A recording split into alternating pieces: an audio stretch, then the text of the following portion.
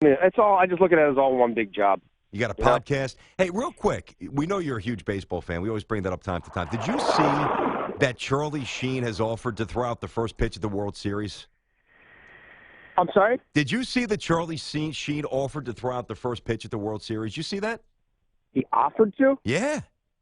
Doesn't it usually work the other way around? Well, like but when you're Ricky they Vaughn. contact you? Yeah, but when you're Ricky Vaughn, it's kind of different rules, don't you think? Don't you think that would be I hope awesome? He doesn't, throw it into the stands or hit a mascot, although the mascot is you're not playing along here, Jay. Come on, buddy. But, Jay, that would be awesome. That would be the point. Jay, you're buzzkilling this. Come on. Yeah, everybody bring extra. Everybody needs the same protection as an umpire, if that's the case. Jay, I thought you would have liked that a little bit better than you did. Must be juggling a few things, understandably so. All right, let's get to the Josh Brown mess. The conventional thought now, and it's not proven out yet, although it probably will be at some point if it actually happened, that the Giants, a lot of people think the Giants had access to the Journal. Do you think they did? And if they did, what happens to the Giants? Well, I mean, I don't know about anything happening to the Giants. I mean, the league is complicit in this as well. I mean, the league gives out, the punishment, and they're all supposed to be working together.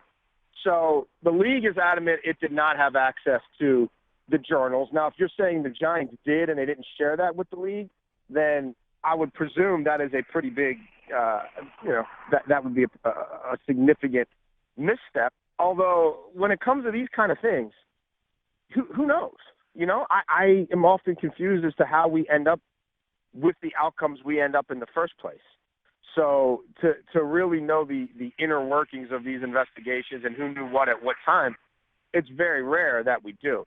I mean, the reality is they had a program in place where, journals or not, they could have said this is 6 games. Yeah. Because 3 years ago or 2.5 years ago, whatever, we said it was going to be 6 games if you are involved in a domestic situation. And whether the Giants saw the journals or not, ownership made it pretty clear yesterday that they were aware that there had been instances of abuse, and they knew about the Pro Bowl situation at the hotel there, and I guess weren't sure of the extent, in so much as, again, I don't know that would necessarily matter to a lot of people. Jason, but, that was the situation, and they still felt it like it made sense for their organization to not just stand by this guy, but to re-sign him. Yeah. I mean, he was a free agent. Yeah, agreed. They would have had to cut him. They could have just let it go off into, Neverland. Let that be somebody else's problem.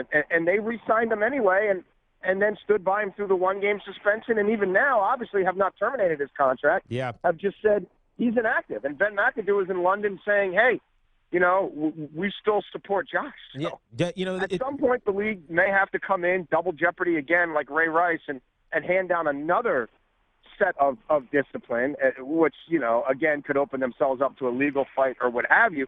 But the league now is going to have to figure out a way to keep him off the football field. Right. And we'll see how quickly they determine that. He's obviously under review again now under the personal conduct policy. Jason, Ray Rice, black star running back. Adrian Peterson, black star running back. Greg Hardy, black star defensive end. Josh Brown, white kicker that no one really knows. Isn't there a double standard here?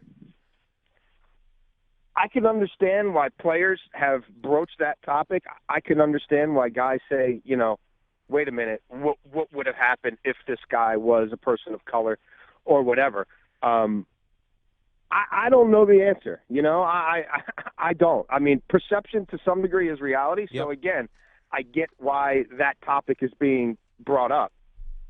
It's really, frankly, not a question for me to answer. You know what I mean? That's one for Roger Goodell and all the new disciplinary investigative people that they've brought in, and all the former prosecutors who are supposed to be so aware and so informed on domestic violence and how to deal with it and how to understand these topics, knowing that you're not going to get cooperation from the victim all the time.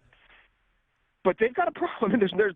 The league has a significant problem. Yeah, and there's no doubt. Again, it's easily I was going to say easily corrected, but if they followed their own guidelines and erred on the side of caution, it would tend to help them more times than not. But that's not what they're going. Even Greg Hardy, remember, that went from what? 10 games to 6 or 4. Mm-hmm. Mm-hmm. Oh, they're lost. On appeal. They continue to even that one is controversial. Yeah. No, they trip all over themselves. Josh Brown will never take another kick in the NFL. Tiki, you and I will get back to that in the next hour for sure. We want to use Jason. He's got a lot of things, and he's got a story. Of course, it's Jason La Canfora, CBS Sports, NFL Insider, NFL Today, all the shows, Tops on Sunday, CBSSports.com. So this is a really nice job out of you here, Jay. You have a report on Chip Kelly where several coaches expect Chip to leave for a high-profile college job next season. Now, the Niners situation is unstable with Balky and York. We know that. LSU, a return to Oregon, Texas, and Penn State are the schools identified. On a 1 to 10 scale in terms of seriousness, I mean, how much juice is here? Do you think this actually really, truly plays out?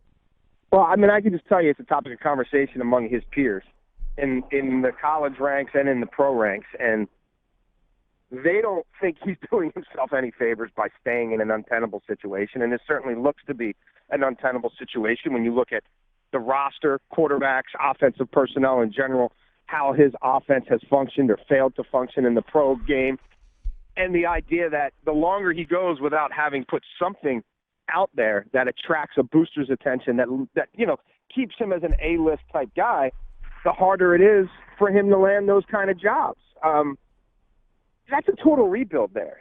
They haven't even hit rock bottom yet, which is crazy to say because some people would have said the Tom Sula thing, was rock bottom. But from a roster standpoint, then they lose more games this year than last year. And Chip Kelly, each year, his offense has looked worse than the year before, and now there's not that much lower you can go. So is he really going to sit there through this whole rebuild hoping that maybe 3 years from now I establish myself as an NFL coach and I get the last word? Mm-hmm. Or am I going to, listen when my agent starts calling me and when boosters start calling my agent and sniffing around to see where's Chip's head? I don't know what he'll do, but I can tell you this. People will reach out. And the number of high-profile jobs, this might be his last best chance to get out while the getting is still really good. So it's a common sort of discussion that's being had in coaching circles. I'm not reporting that he is leaving. I'm not reporting that he's looking to leave. Yep. But if he were to leave, not a whole lot of people would be surprised. No, I hear you. And I don't know, Jay, if it would be, although this is touched upon in the article here, but I don't know if it's solely contingent upon Balky's ouster or ousting as the, as GM of the Niners. Do you believe that if Jed York goes to Chip Kelly and says, hey, will you stay if I get a new GM? And you could have say in the GM. You think that would radically change the way he might view this? Because Balky's a mess. I think the system will more be driven by, look, these boosters, right, recruiting is going to start right after the holidays. So once we get into early November, the Texases of the world, the LSUs, if Oregon wants to make a change, the guys like Red McCombs, the big-time boosters, they start laying those foundations in the coming weeks. So it's going to be more about if there's a school out there that would be attractive to Chip Kelly that is gaga for him more so than, anybody else, Sean Payton or whoever else, the coach at Houston, Tom Herman. If somebody is like, Chip's our guy, and money's not an issue, then Chip Kelly's going to have, something to think about. Okay. I don't know that it rolls down the track of let's have another fight over power, you know what I mean, and who gets the roster. I think it's just more about how attractive am I still on the open market, and is there a school that would appeal to me that is letting, my agent know I'm their guy. Now, listen, very plausible explanation. I think you lay it out well there. Jay, we have a few other things we want to hit for sure. Jason La Canfora, CBS Sports NFL Insider with us here on Tiki and Tierney. Jay, on to the games this weekend. The Bills obviously have been one of the comeback squads early in this year after starting the year 0-2, fired their offensive coordinator. Shady McCoy has been a big part of that, but it looks like he may or may not play. What's the update on LaShawn McCoy? Yeah, I was told yesterday it was at best 50-50 that he would be able to play, and even that may be optimistic. So if he were to sit to try to keep that hamstring from really firing up on him even more and try to nip that in the bud, would not surprise me in the least. But, look, that's a significant blow, even if it is just for a week, and even if they're, quote-unquote, only playing Miami. McCoy is running the ball as well as anybody in the league, and has been really the fulcrum of them turning their season around without a Sammy Watkins out there and without a whole lot going on consistently in the pass game. They know his importance to them and his issues in the past with muscle strains and the like. So would not be surprised if he sits this one out. Let's stay in the AFC East. The Jets are starting Geno Smith. How short or long is his leash? Oh, he's got a leash, a decent-sized leash for sure. Look, they're not ready to, like, they don't feel like Hackenberg or Petty are necessarily close.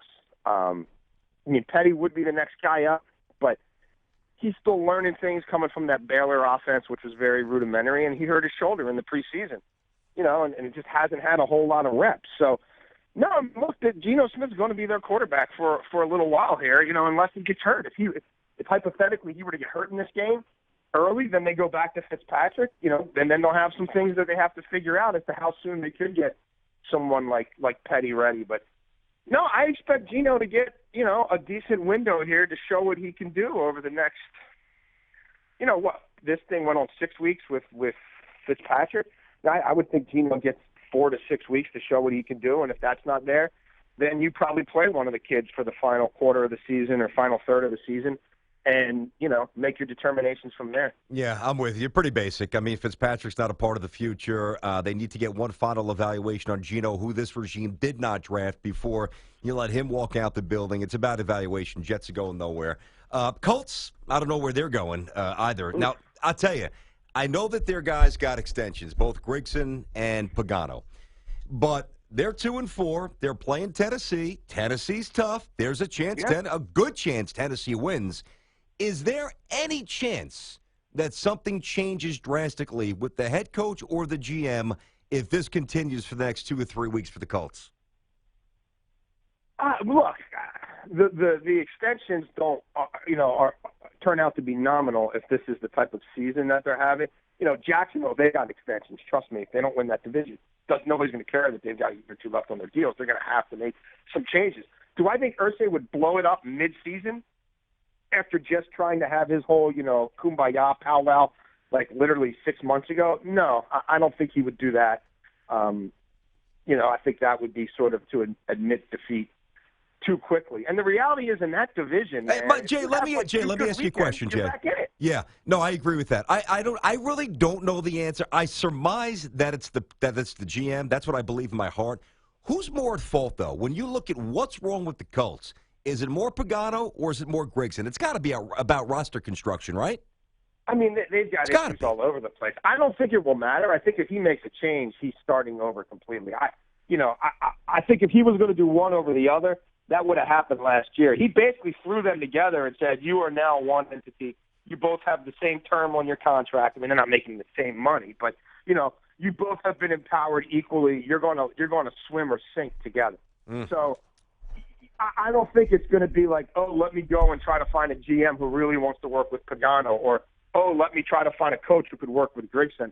I believe it'll be a complete reshuffling of, if they come to the point where the owner feels like he needs to make a change, I think he's starting over completely with a new regime. Interesting information as always. Jason Canfora, CBS Sports NFL Insider, NFL Today, topcbssports.com. Good stuff, Jay. Talk to you soon, buddy. See you Sunday. No worries, guys. Have a good weekend. Enjoy the game. Thank you, Jay. You too. So, T, let me throw this by you. Maybe we can certainly circle back to this next segment, a little bit on the Josh Brown as well.